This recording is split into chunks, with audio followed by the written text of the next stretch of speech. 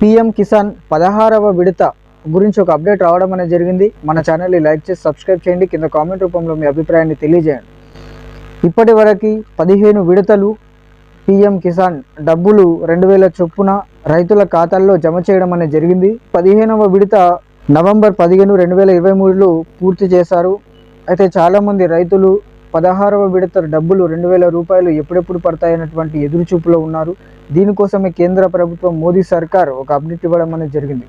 కేంద్ర సర్కార్ ప్రతి ఏడాది 3 సార్లు రైతుల ఖాతాల్లో 2000 చొప్పున 6000 రూపాయలు రైతుల ఖాతాల్లో జమ చేయడం అనేది జరిగింది. వారికి ఎంతో కొంత సహాయం చేయాలన్నటువంటి ఉద్దేశంతో ఇప్పటికే రైతుల పంటలు వేయడం ఆలస్యం కావడము అనేటువంటి సందర్భం మనం చూడొచ్చు తెలంగాణలో.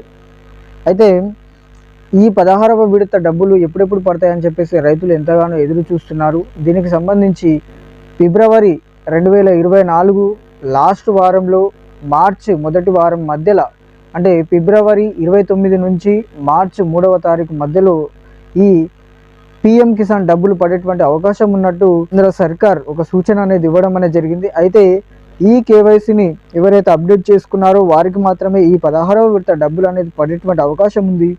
ఫిబ్రవరి 20 తారీఖు వరకు ఈ కేవైసీ అనేటువంటి ఆప్షన్ ఇచ్చారు. దీనిని ఎవరైతే ఈ కేవైసీ చేసుకున్నారో వారికి మాత్రమే ఈ డబ్బులు పడతాయని చెప్పేసి కేంద్ర ప్రభుత్వం స్పష్టంగా తెలియజేసింది. అయితే ఈ కేవైసీ ఎవరైతే చేసుకోలేరో వారి కోసం ఎలాంటి సూచన ఇస్తుందో అనేటువంటి దాని గురించి మనం ఎదురు చూడాల్సి ఉంటుంది.